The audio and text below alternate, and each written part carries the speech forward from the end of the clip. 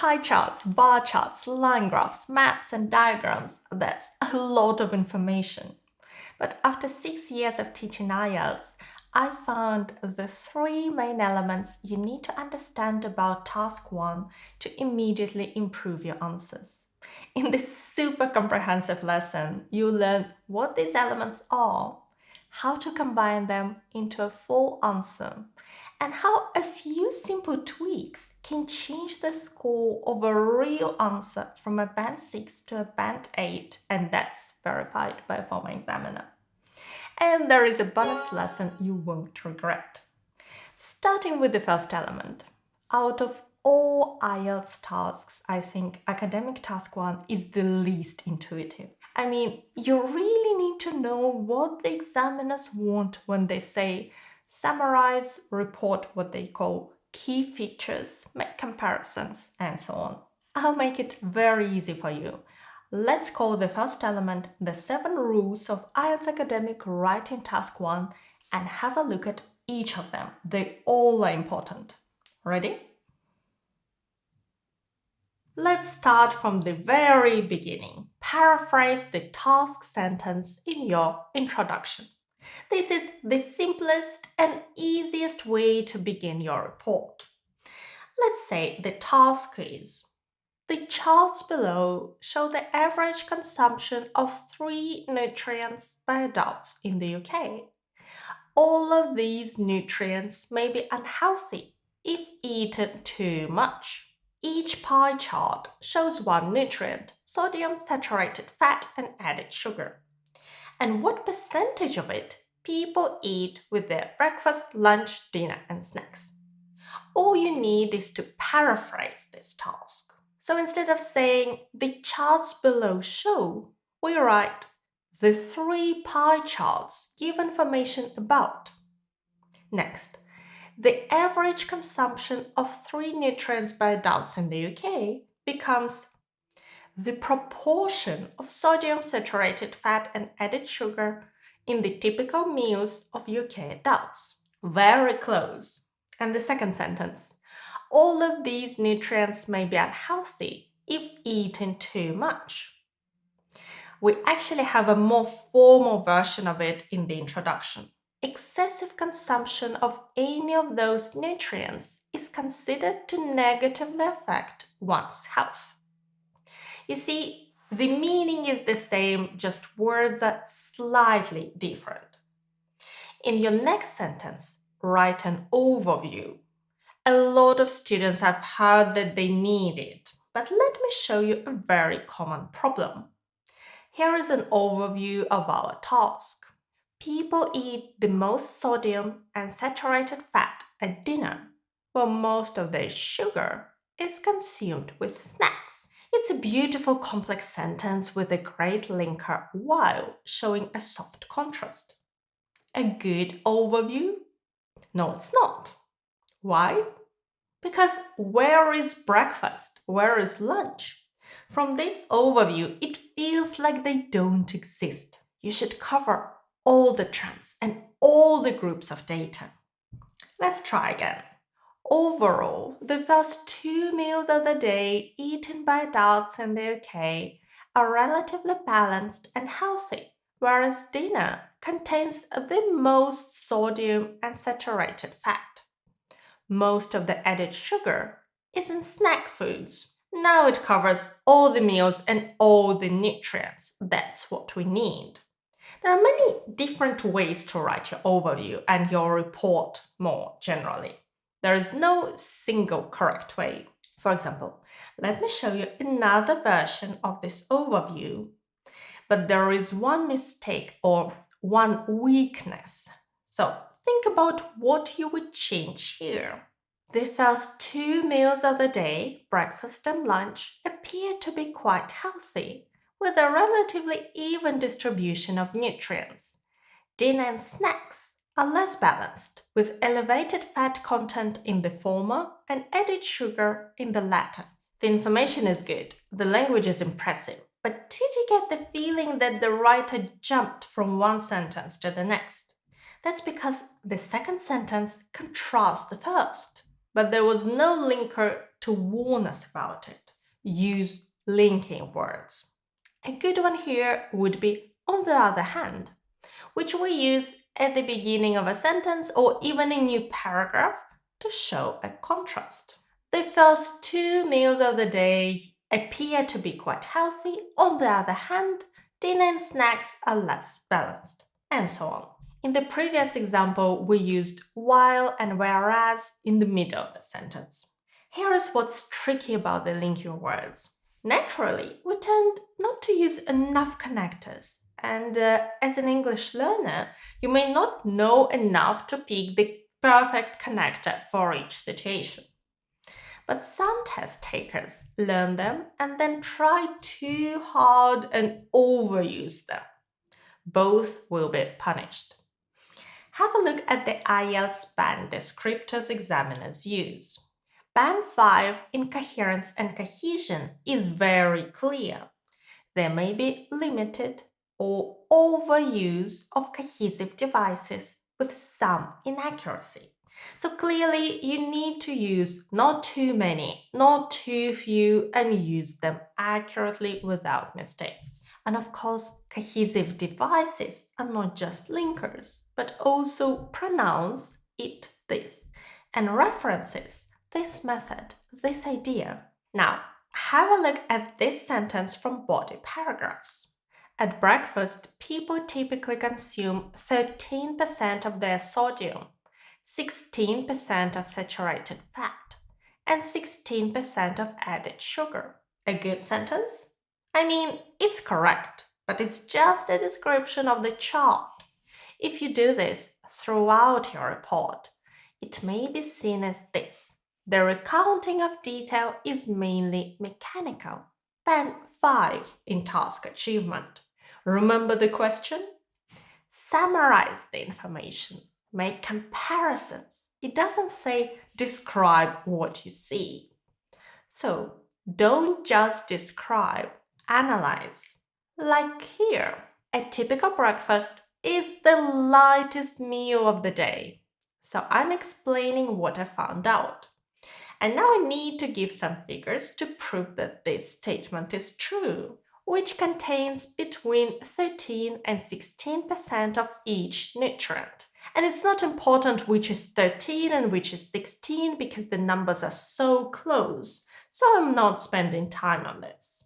Another thing I've just mentioned that's important is to make comparisons. By saying that breakfast is the lightest meal, we compare it to other meals.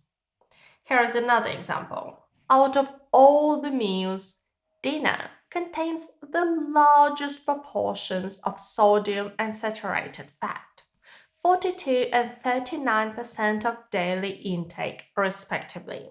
Out of all the meals, the largest proportions.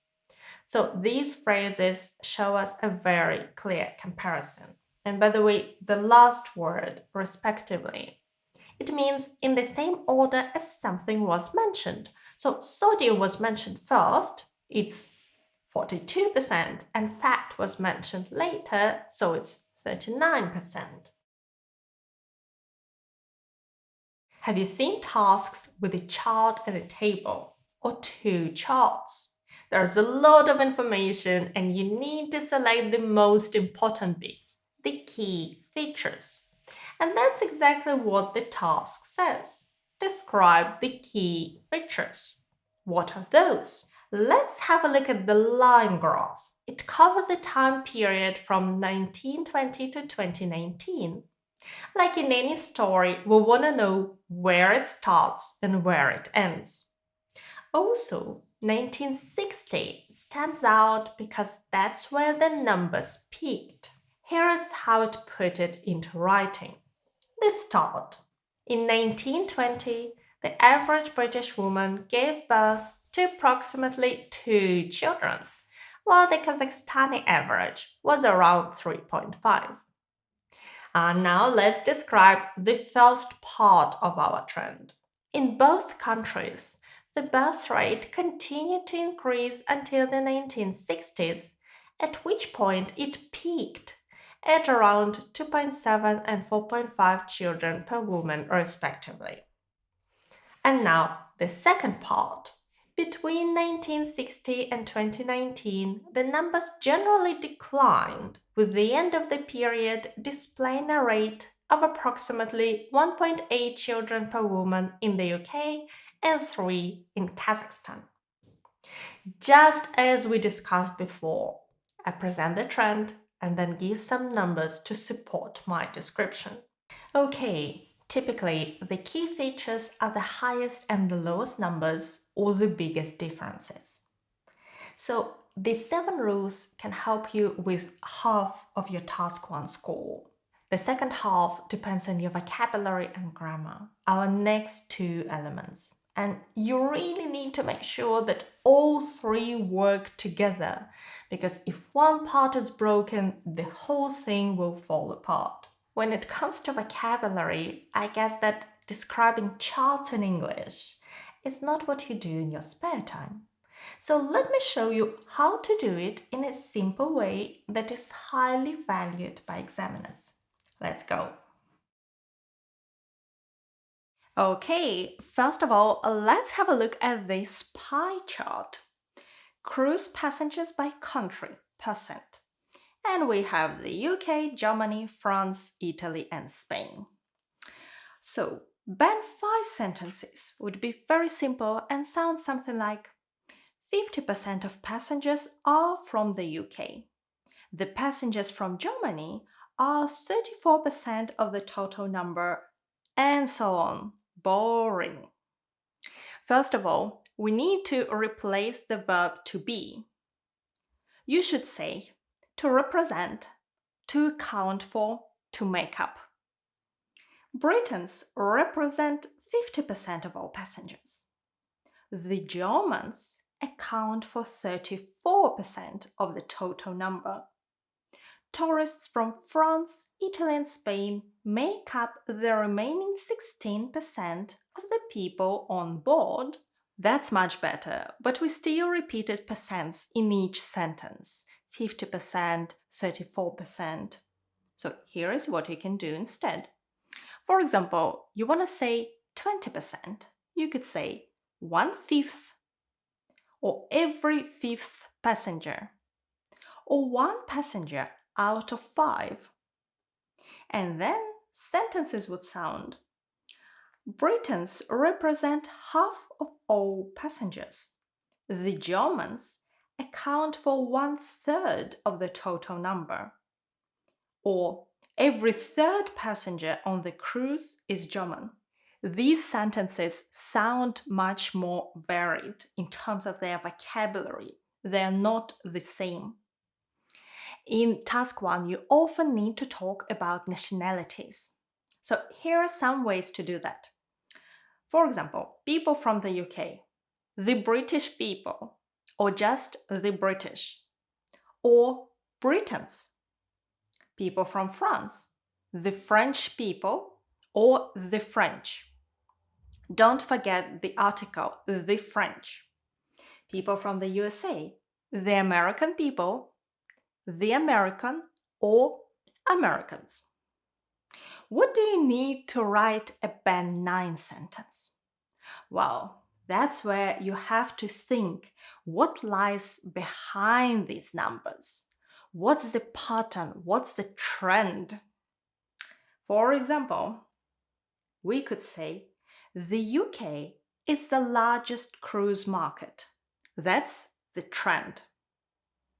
With Britons representing over half of all passengers. And that's my support. I prove my claim with some numbers. Now let's talk about the first sentence in your report. Every task 1 question starts with the words the chart, maps, diagram, shows or show. The verb is always the same. And the easiest way to begin your report is to paraphrase this task sentence. The key is that your sentence is not too similar to the task sentence. So let me give you 4 verbs you can use instead and 2 sentence structures to vary your answer. Okay, the first verb is to illustrate. The maps illustrate the development of Greenfield Town over a 60-year period.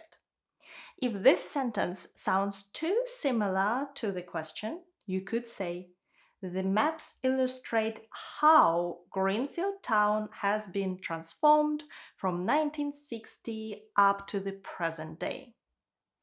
And has been transformed is the present perfect passive. Someone has transformed the city, or the city has been transformed. Okay, here is another example of how to make two different sentences. This diagram illustrates the process of paper making, or this diagram illustrates how paper is made. You see, sentence structures are different. The next verb is to examine. The chart examines the levels of obesity among 5 age groups in the USA. Or the chart examines how many people are overweight or obese in the USA and breaks down the results by age. That's how you can refer to age groups, to break down the results by age. The next expression is to give information about. The table gives information about the countries that have the largest oil reserves and the largest oil production. Sometimes you may have a table and a chart in the same task.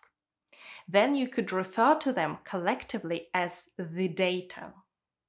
The data provides information on oil reserves and production in 5 countries. And please note, we say to give information about, but to provide information on. Let's talk about percentages again. Here is a pie chart. Student spending, or what students spend their money on. Of course, we could say students spend 60% of their money on rent and 30% on food, but that's boring and too simple. Here are some more interesting ways to talk about percentages. You could say twice as much or 3 times as much. For instance, students spend twice as much paying rent as buying food. Or 3 times as much money is spent on food as on books. And that's the passive voice. Money is spent. And because the noun money is uncountable, it is spent. You could also say that something is that many times higher. Student expenditure on food is 3 times higher than that on books. Or the figure for renting accommodation is 6 times higher than the figure for buying books. Next, we often need to describe numbers that go up or down. Let me give you some proper vocabulary for that. Have a look at this line graph. At first, it goes up very gradually, just a little bit. Then, more noticeably, and finally, it just jumps up. So here is how we can describe each stage. When you have small changes, you can use the verbs to grow, to rise, to increase, to climb. With adverbs, slowly, slightly, gradually, moderately, or modestly. Student numbers in UK universities grew slightly from 280,000 in 2016 to just over 285,000 in 2017. When changes become more noticeable, you can still use the same verbs, but the adverbs are fast, quickly, rapidly, considerably, significantly. The number of international students increased considerably by almost 20% compared with the previous year. Okay. And finally, they just jump up. If you have big and sudden changes, you can't use all the words here. So you could say to grow, to rise, to increase, dramatically or drastically. It's not something that happens often, so that's more than enough for you. You could also say to jump. It's not very formal, but it's okay, it's acceptable. But you cannot use these adverbs with it. You just say to jump and that's it.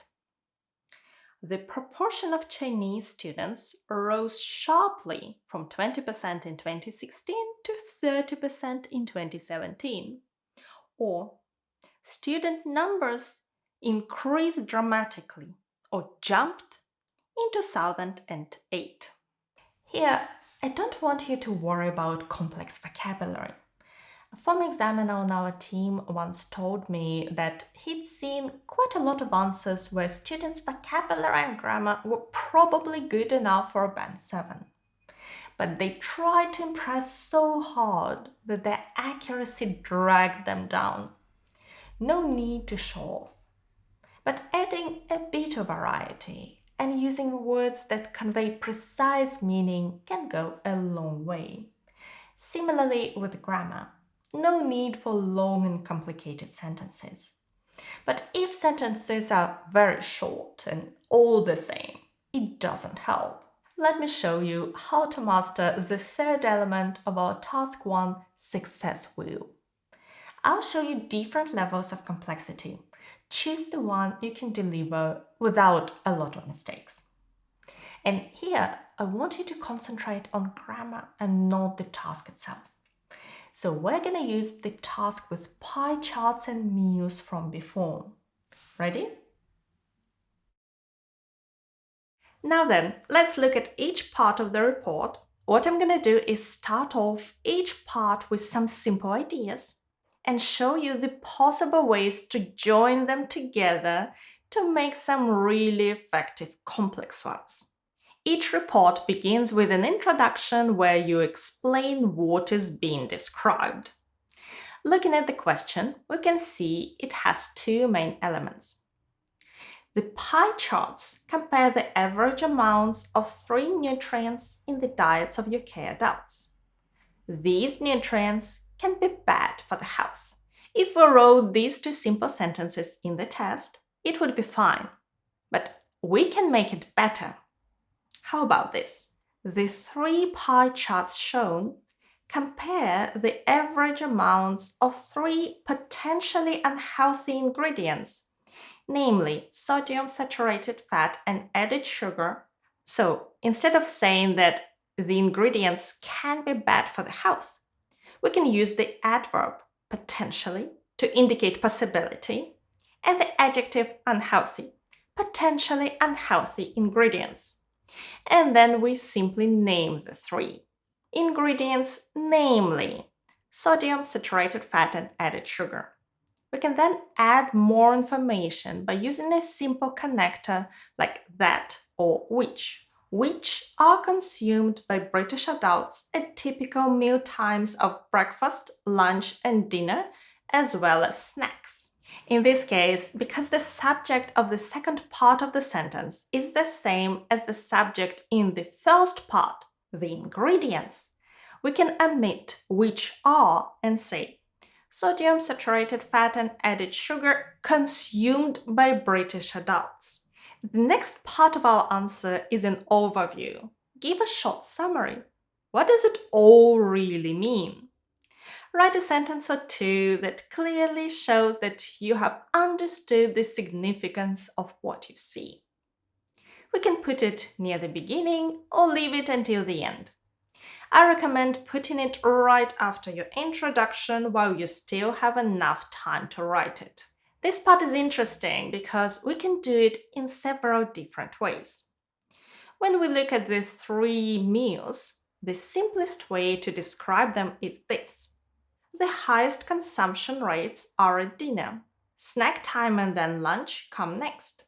Breakfast is where the lowest percentages are found.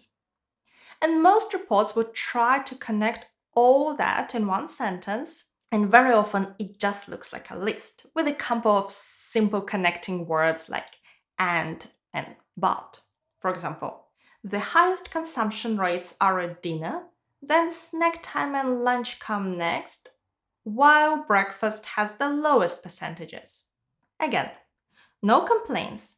The sentence is grammatically correct, but it's nothing special. An overview looks better if we add something to show we've understood what the data provided is really all about. We could use one of these. It is clear that. It is evident that. Or it is striking that. Striking just means very evident, very noticeable. Another way to make the sentence more complex is by using a conditional with if or when. If we take the three additives in combination, it is clear that the highest consumption rates occur at dinner and snack time. A conditional structure, when used appropriately and accurately, will help push up your band score. The percentages for lunch are not far behind those at snack time. So we can write this, followed closely by lunch, while breakfast is the meal in which the lowest average percentages are revealed. And please note the use of while as a connector to show contrast. Our complex sentence is now, if we take the three additives in combination, it is clear that the highest consumption rates occur at dinner and snack time, followed closely by lunch, while breakfast is the meal in which the lowest average percentages are revealed. There is one more little thing. Remember that sentence complexity is not just how long the sentence is, but also the complexity of the structures used. Notice that we have a great example of the passive voice, are revealed. Instead of just saying, the breakfast has the lowest average percentages, we now have, it is the meal in which the lowest average percentages are revealed or seen if you prefer. It's much more complex. We can add another complex sentence to our overview comparing the three nutrients in terms of different meals. In simple terms, we can say this. At dinner, sodium and saturated fat consumption are at their highest.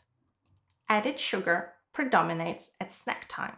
We could just connect these two together, but is a possibility because it joins two ideas in a relatively simple way, like I like football, but my sister prefers tennis. Not very adventurous though. Instead, we can simply substitute it for while or whereas. At dinner, sodium and saturated fat consumption are at their highest, whereas added sugar predominates at snack time. Great. How about however? However is a bit more complicated. It's a pretty heavy word, isn't it? Every time we hear it or read it, we know something important is coming next. But however also looks back at what was written before. Our previous sentence was about comparing the different meal times.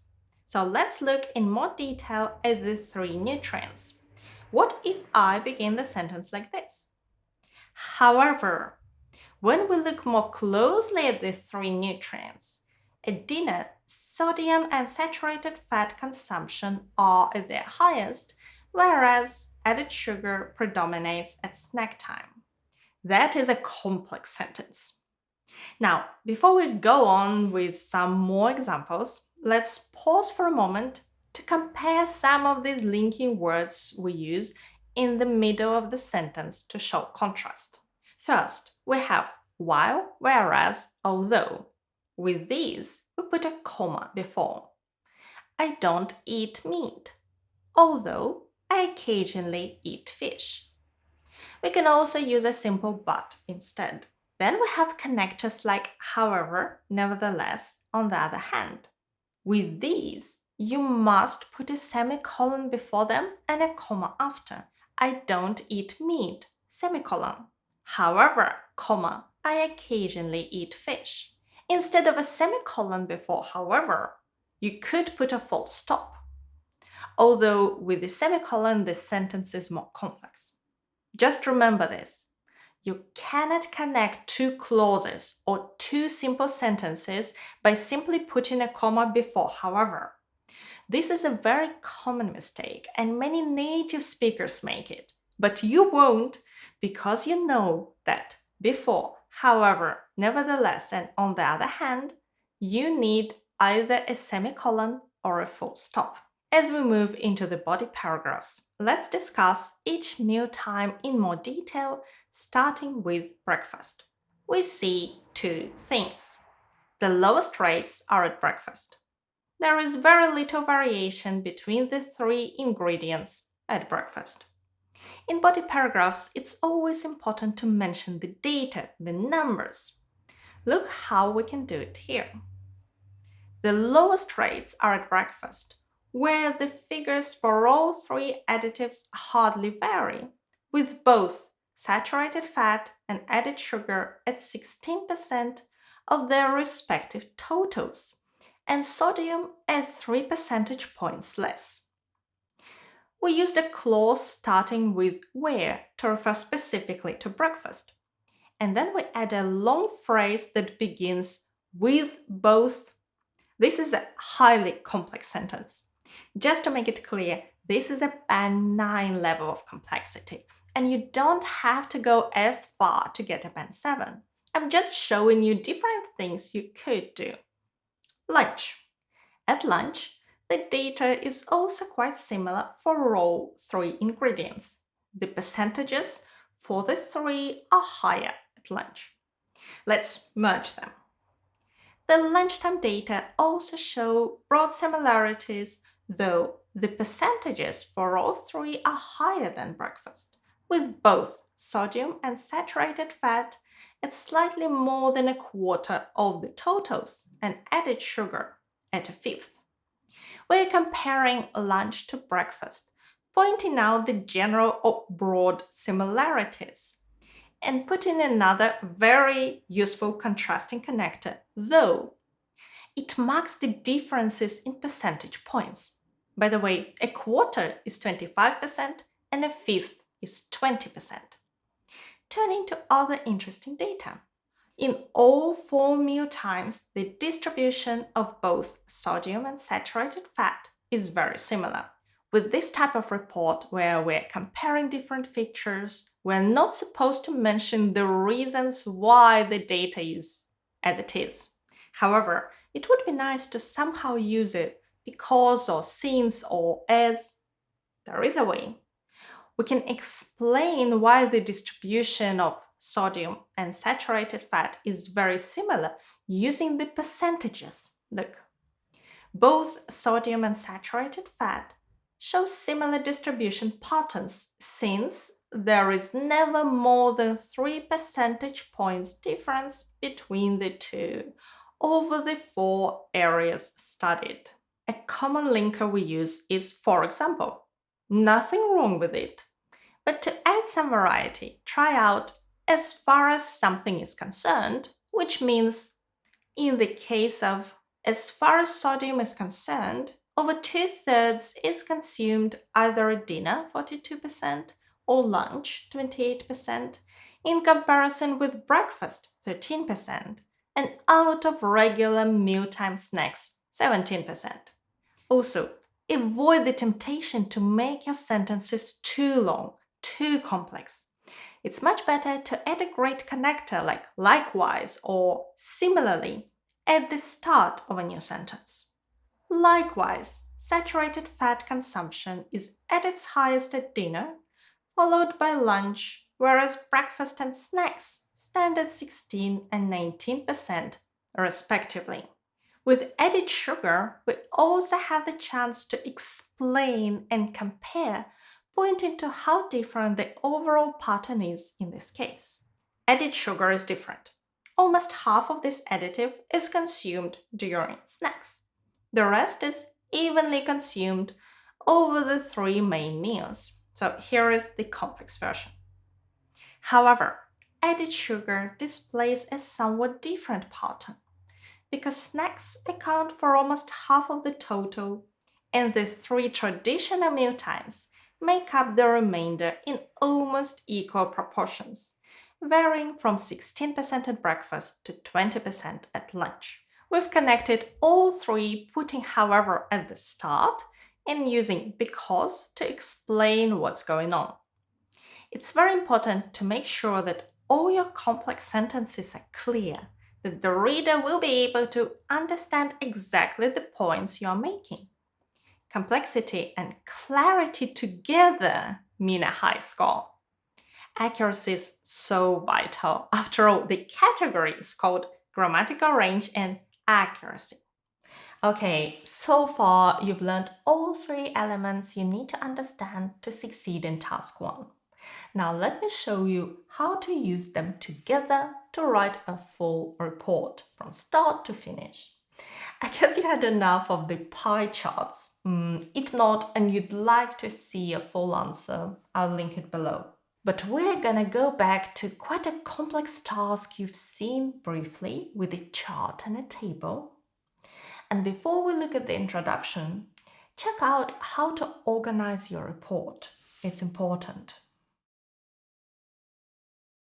Let me show you a typical structure for any Task 1 academic report. You will have 3 or 4 paragraphs. The first paragraph, your introduction and overview. In the introduction, you introduce the topic and explain what kind of data you have. And then in the overview, you give the main thing you've learned from your task, the big picture without any detail. And I like to write them together in one paragraph. Also, if you write your overview before your body paragraphs, you definitely have enough time to finish it, and this is a very important part of your Task 1 report. And then you write your body paragraphs. You shouldn't have just one and put all the information in one paragraph. You need to have at least 2 or sometimes 3. It depends on your task. You need to find a way to logically split information into body paragraphs, and depending on what you have, sometimes it's easier to have 2, sometimes 3, usually 2. Okay, we'll talk about it later. Now let's have a look at the introduction. A typical introduction is just 1 or 2 sentences long. And it's quite common to simply paraphrase the task. I think it's the quickest way to write your introduction. That's what I've done in mine. Let's read it. The line graph illustrates how many children women had on average in the UK and Kazakhstan from 1920 to 2019, while the table provides a woman's average age of first motherhood for the same countries and time period. So I've just changed some of the words. Let's compare it to the task. So instead of saying the chart, I said the line graph. The table is still the table. Instead of the verb to show, I used to illustrate and to provide data. Then the task said the average number of children born to one woman. And I said how many children women had on average. And then I added the countries in the UK and Kazakhstan. Then the task says the average age of women when they had their first child. And I said a woman's average age of first-time motherhood. So that's a fancy expression. But as you can see, I repeated a number of key words, and that's absolutely fine. That's what you should do. You shouldn't try to change all the words because you need those key words to convey the message precisely. Now, let's have a look at the overview. In your overview, you should write 1 or 2 sentences where you summarize the information and say what you've learned, what's the most important thing. Let's have a look at our task. What is the most important thing here? If we have a look at the chart, we can see that one line is above the other. So women in Kazakhstan have more children than women in the UK. They had more children throughout the period, right? Also, let's compare the beginning of the period with the end. We can see that, yes, women had more children in their 60s and then it went down. So today, women have fewer children than in the past. And it's true for both countries. Now let's have a look at the table. Again, you may notice that the age of women when they had their first child at the end in 2019 is higher than in previous years. So women have their first child later. And also, if you compare the UK and Kazakhstan, in Kazakhstan, the age is smaller, so women had their first child at a younger age. So these are the most important things. Let's write the overview. Over time, a general trend of deferring childbearing to a later age and having fewer children overall can be observed in both countries. Although women in Kazakhstan had their first child earlier and had more children than their UK counterparts. This is my overview. Some of the vocabulary here is quite fancy. To defer is to postpone to have something later, to have children later. And childbearing is having children. It's a formal word. And the last one, counterparts. It's really handy when you compare two groups of people. Women in Kazakhstan and women in the UK, they're counterparts. In your overview, you shouldn't report any small details, just the main thing. And if you have a chart and a table or two charts, don't forget to describe both of them, to present both of them in your overview. And if you can, find the link between the two charts or a chart and a table. So now we need to write 2 or 3 body paragraphs, not one, and find a way to logically split information into those body paragraphs. So what could you talk about in the first and in the second paragraph? There are several options. I can see at least 2. Well, we could talk about the line graph in the first body paragraph and about the table in the second. That's the easiest way, and that's what I'm going to do in my report. You could talk about the UK in one paragraph and Kazakhstan in the other. Theoretically, you could split the time period in 2, for example, years before 1960s and after, but I think that would be more complicated in this case. Okay, let's have a look at my first body paragraph. In the first body paragraph, we're describing the chart, and we have quite a lot of information here. So you shouldn't try to describe every number, what happened in 1920 and 40 and 60, and for each country. You will lose marks for that because that's a sign of band 6 score, and you probably want at least band 7. So you should select the most important numbers. What are those? These are the highest and the lowest numbers, also numbers at the beginning and at the end. In 1920, the average British woman gave birth to approximately 2 children, while the Kazakhstani average was about 3.5.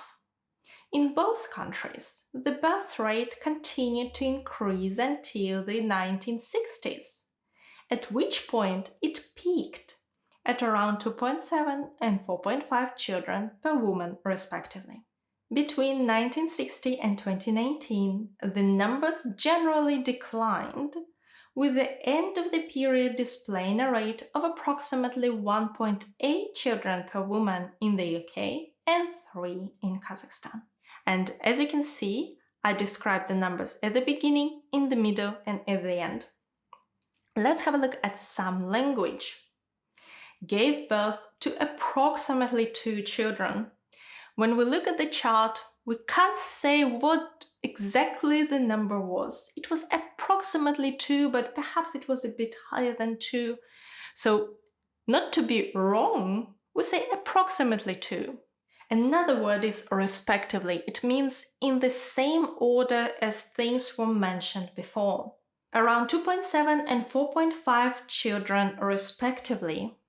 And if we have a look at the previous sentence, we mentioned British women first and Kazakhstani then, and now we know which number belongs to which country.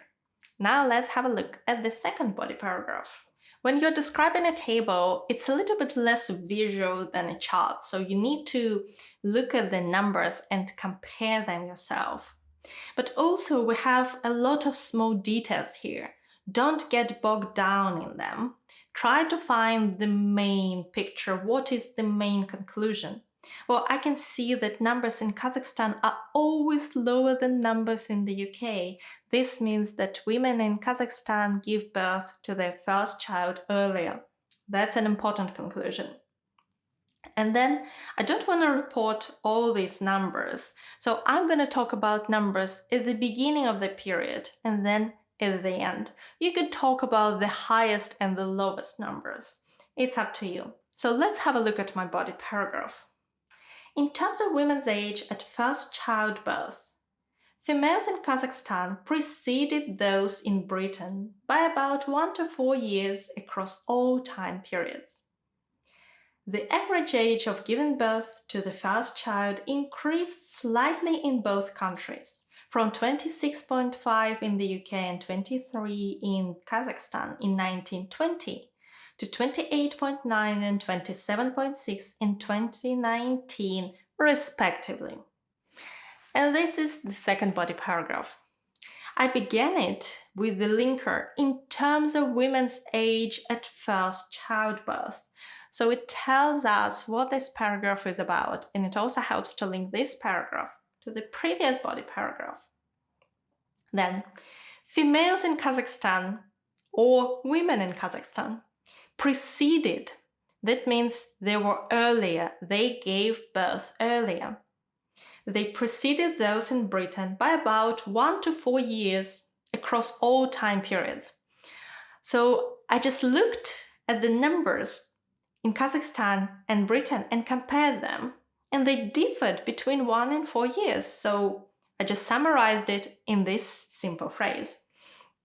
And then I said that the average age of giving birth increased slightly. So now I need to confirm to support this description with figures.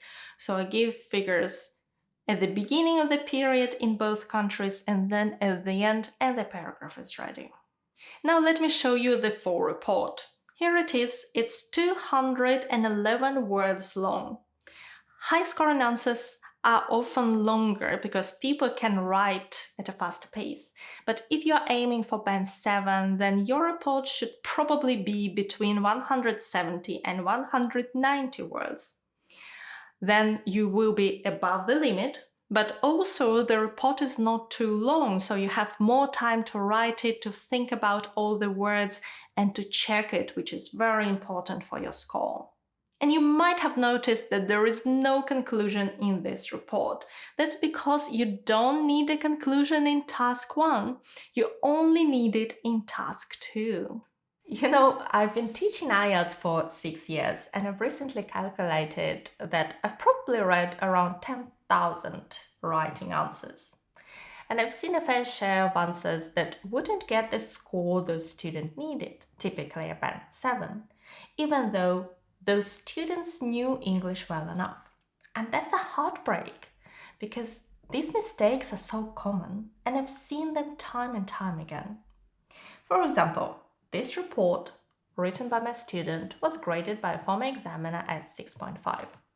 The student would get a 7 for vocabulary and grammar, but on the first 2 criteria, task achievement and coherence and cohesion, known to you as the 7 rules of task 1, he would only get a band 6, and this will bring his task 1 score to a 6.5, not what he needed. Because these mistakes are so typical, it would be useful for you to learn how to avoid them, and also see how we can turn this 6.5 answer into a band 8 answer using just a few simple tweaks. Let's dive in. First, the task. The chart below shows the total number of international migrants in 5 countries between 2000 and 2020. The table shows the percentage of migrants in each country's population in 2020. Summarize the information by selecting and reporting the main features and make comparisons where relevant. Write at least 150 words. And we have a chart and a table. A chart is a bar chart or a bar graph, and it shows the total number of international migrants per country in millions. And we have 5 countries: Germany, India, Russia, the UK, and the USA. And for each country, we see the number of migrants in 2000 and 2020. And the table shows the migrant share in national populations in 2020. So it shows the proportion of migrants in the population of each country. Now, the answer. Let's take a good look at our report again. It has 3 paragraphs. First, the student introduces the task in the first 2 sentences, and in the same paragraph, he gives an overview, then a paragraph about the bar chart, and a paragraph about the table. The structure is logical and it all makes sense. Now, let's have a look at each part and see how we could achieve a Band 8 score by making as few changes as possible. Let's read his introduction. The bar graph illustrates the number of migrants in Germany, India, Russia, the UK, and the USA over a 20-year period. Also, the table provides information on the proportion of migrants in each of these countries' populations in 2020. Paragraph 1 starts by briefly describing the data presented in the bar chart and the table. These sentences paraphrase the task. Oh, good. Apart from the linker also, we don't need it here. Either drop it, or we could have one long sentence with while. The bar graph illustrates while the table provides information on. That's all we need to change here. Then the student goes on to give what we call an overview of the data. In other words, what is it really all about? So we have what it is and then what it means. From the data, it is shown that in Germany, the UK, and the USA, the number of migrants increased and the proportion of migrants was higher. Otherwise, India and Russia were countries where the number of migrants declined and the proportion was lower. The key point here is that the same 3 countries where migrant levels have risen also have high percentages of migrants in terms of population. And the reverse has occurred in the other 2 countries. Reading through this paragraph, I get the point. It's generally clear, but it could be made a lot clearer. And that's why it's a Band 6 and not a Band 8. It's important in the overview to really make your point. The idea is to clearly state what the main points are. See how it looks. One noticeable feature in the data is that in Germany, the UK, and the USA, the number of migrants increased over the period, and the proportion of immigrants was higher. The phrase one noticeable feature underlines that this is our interpretation of what we see. And the other 2 countries? Here, the writer has made the mistake of using otherwise incorrectly. That's what a Band 6 describes as faulty cohesion. It's obvious what he wants to say, but it's the wrong word. So we need to show a contrast. How about in contrast or on the other hand? In contrast, India and Russia were countries where the number of migrants declined and the proportion was lower. For IELTS writing, it's really important to learn enough formal linking words for each situation to avoid losing marks for faulty cohesion. In my courses, I even give a list of linkers for each situation with examples for students to learn. You can also find them yourself, but learn them before your test. Now let's read the paragraph about the bar chart. From the bar chart, the USA was the country with the highest rise in international migrants, from 37 million in 2000 to 50 million in 2020. In the first sentence, I changed just a couple of words. Not just from the bar chart, but from the bar chart it is clear that, and the rise. It's better to say the greatest rise than the highest rise. It's a collocation. Now let's read the rest. The UK and Germany also had an increase in immigrants. The UK rose by 5 million and Germany by 3 million. Different from the three countries, India and Russia had a decrease in the number of international migrants from 2000 to 2020. Both India and Russia decreased by around 1 million. The immigrants in India fell from 5 million to 4 million, and the immigrants in Russia fell to 11 million. Paragraph 2 goes into detail. To be honest, the paragraph does highlight key features, Band 6 task achievement, but does that in a kind of repetitive way. It doesn't attract the reader's attention. It describes the data in the bar chart and does that pretty well, but without much variation. All we have is numbers in millions. That's what a Band 6 in task achievement refers to when it says presents and adequately highlights key features. Why not make the point, for example, that in the UK, migrant numbers more than doubled, rather than the fact that the numbers rose by 5 million? There are some problems with referencing as well.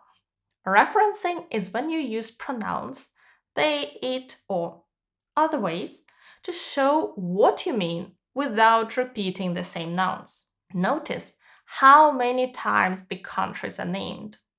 The UK and Germany are simply repeated twice. A Band 6 refers to that as may not always use referencing clearly or appropriately. I think here the referencing may be too obviously clear. Why not use the former and the latter to refer back? Let's see how it might look. The UK and Germany also had an increase in immigrants. Numbers in the former more than doubled, rising to around 10 million, while in the latter they grew by around 3 million to reach a total of 12 million. Another issue is the so-called cohesive devices or linking words and phrases. They're not as effective as they could be. The Band 6 descriptor reads, uses cohesive devices effectively, but cohesion within or between sentences may be faulty or mechanical. That's exactly what we have with different from the three countries. It could be better to write something like, on the other hand, in contrast, however. The details on India and Russia are quite repetitive too. I've counted 3 Indias and 3 Russias in just 2 sentences. Here is a much shorter version. However, in both India and Russia, numbers decreased by around 1 million, falling in India to 4 million and in Russia to 11 million. The examiner is always looking out for ways you can join your ideas together. And have you noticed that some changes to the ways we join things together have an effect on the grammar and vocabulary as well? The basic paragraph structure stays the same, but the points made are clearer. Let's have a look at the third paragraph about the table. According to the table, Germany, the UK, and the USA were the 3 countries that had a high percentage of migrants, with 14.7%, 14%, and 13.5% respectively. But Russia and India had the lowest proportion of immigrants, at around 8.5% in Russia and 0.4% in India, More details, this time about migrant percentages. Just 2 sentences, it's alright, it covers the main points. But does it present highlights and illustrate key features clearly and appropriately, or manage all aspects of cohesion well? If it does, it's a band 8. But no, it doesn't do either of those things. So, how can we highlight the key features or the key pieces of information? I think the fact that the three countries all had remarkably similar total percentages of migrants is interesting. So, let's try it this way. The most interesting feature that emerges from the table is that in the countries where total migrant numbers rose, the percentage of foreign nationals in the total population is almost identical. It varies from 13.5% in the USA to 14% in the UK, rising to 14.7% in Germany, a range of just 1.2%. The beginning of the next sentence with a tired looking but is very basic. We can replace it with however or on the other hand. On the other hand, Russia and India had a lower proportion of immigrants, at around 8.1% in Russia and only 0.4% in India. Of course, we could add more, maybe more sophisticated vocabulary, foreign born nationals to replace migrants, or more complex grammatical structures. India and Russia, on the other hand, were the countries where not only the number of migrants declined, but their proportion of the total population was also lower. Here, I hit the linker, on the other hand, inside the sentence for a smoother transition, and use the sentence structure not only, but also. Our former examiner confirmed that this new version would get a band 8. We could push it to band 9, but I wanted to show you that with just a few little tweaks, you can improve your band score a lot. IELTS writing is not easy, and if you're struggling to write your answers or don't know where to start, like Marella, maybe you've even failed your exam before, like Iran. In any case, I want you to know that you can pass. You can learn the skills you need to get the score you want. These ladies took our courses, but if you're not enrolled, you can watch one lesson for free and it will be the best next step right now. This is an in-depth lesson on how to write an introduction to each type of task 1. Let's go. The introduction has only one role to play, to present the task. In most cases, one sentence is all you need. Occasionally, you may have two. The easiest way to write an introduction is to paraphrase the task sentence.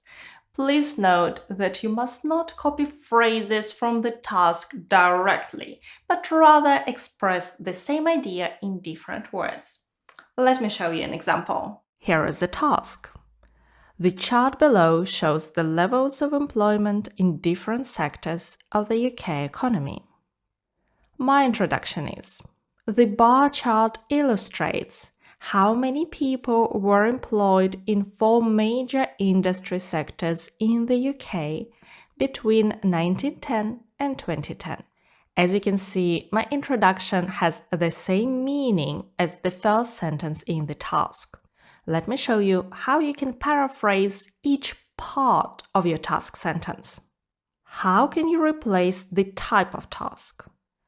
In this case, you can add the type of chart, the line chart or graph, the bar chart or graph, the pie charts.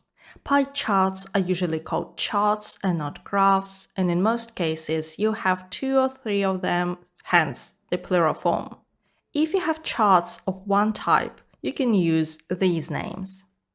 If you have several, beginning your report by saying, the pie chart and line graph is bulky and unnecessary.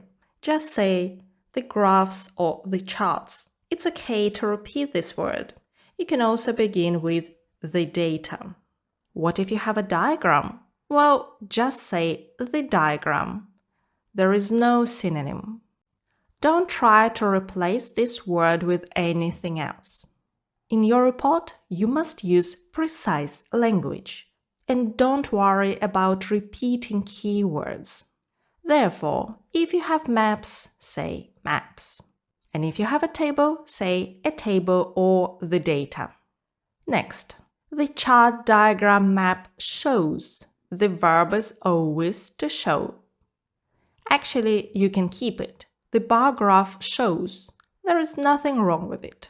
You could use to illustrate. The diagram illustrates. Or to display, the chart displays.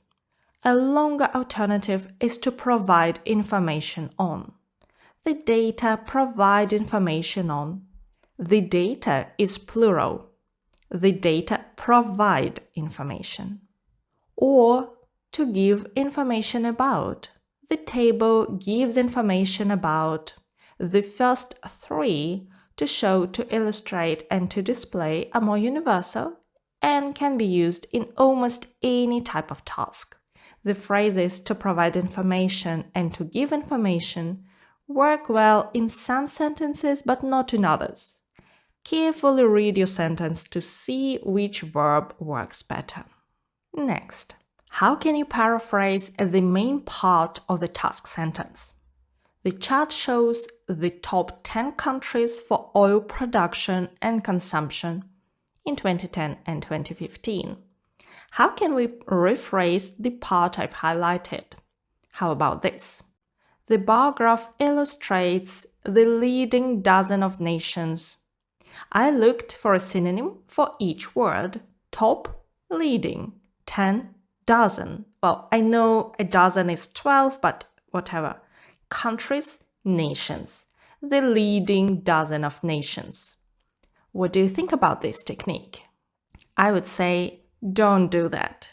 You won't be able to find synonyms with exactly the same meaning for each word, and it's very important to keep your language precise.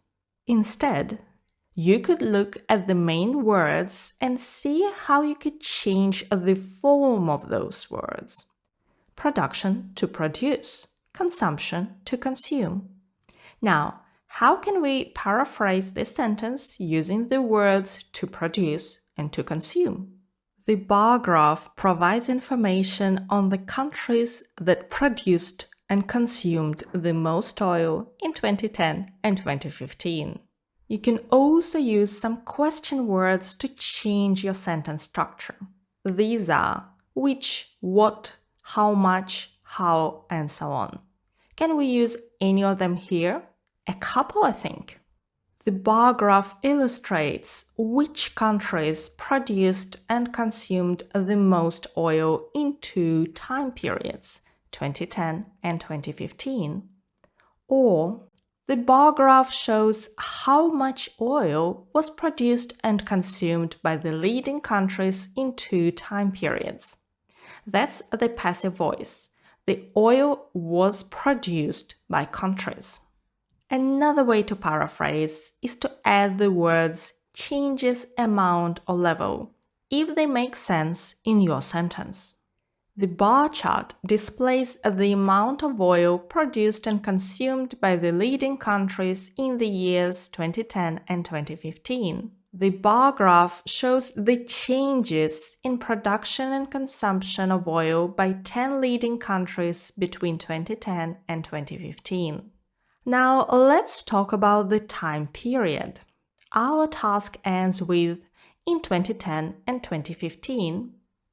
You can say in the years 2010 and 2015 without any preposition, or in 2 time periods, 2010 and 2015, or simply in 2 time periods. Sometimes you're given an interval between 1970 and 2020. In this case, you could say from 1970 to 2020 or over during a 50-year period. Please note that 50-year Singular, not years, but year. A 50-year period. If you are given countries, for example, in India and the UK, you can say in 2 countries. In France and Germany can be paraphrased as 2 European countries or 2 countries in Europe. Some people like to include the units of measurement. For example, units are measured in pounds sterling or millions. This is not a mistake, but this is a memorized template-like sentence which is unnecessary. Further in your report, you will repeat the unit every time you give a figure. 5 million pounds, 2 million people. So it's pointless to give it in your introduction. Now it's time to practice. Get your practice workbook 1 and let's write some introductions together. The first task is: the chart below shows the number of tourists visiting Australia and Canada between 2012 and 2017. For simplicity, I'm not going to show you the full task. Just concentrate on this sentence. Pause the video and write your introduction now. Ready? I wrote a couple.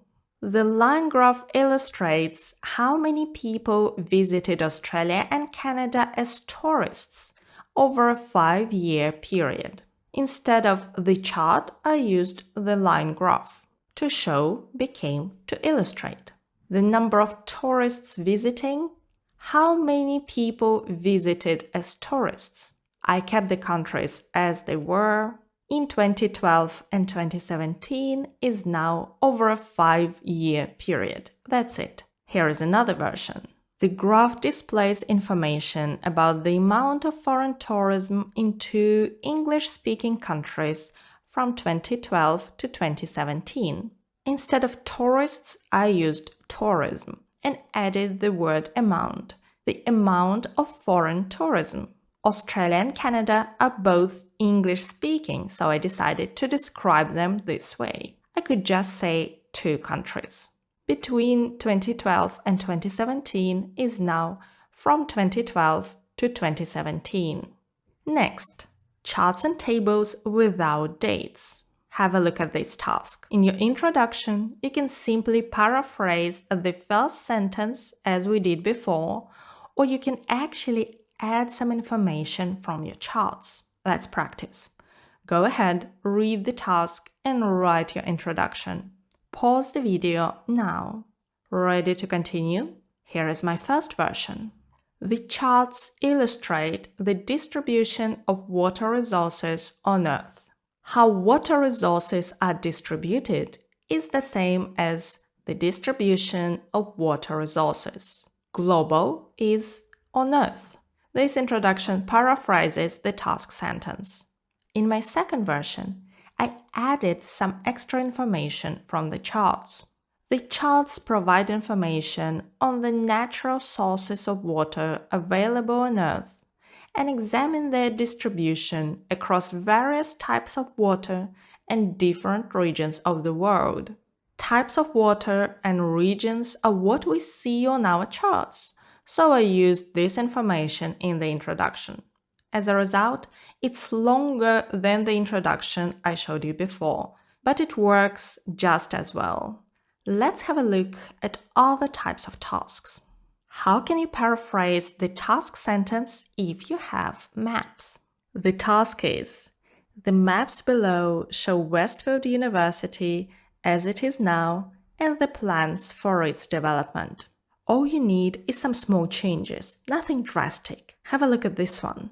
The maps illustrate Westfield University before and after its proposed redevelopment. I changed plans for its development into proposed redevelopment. Here is one trick you could use.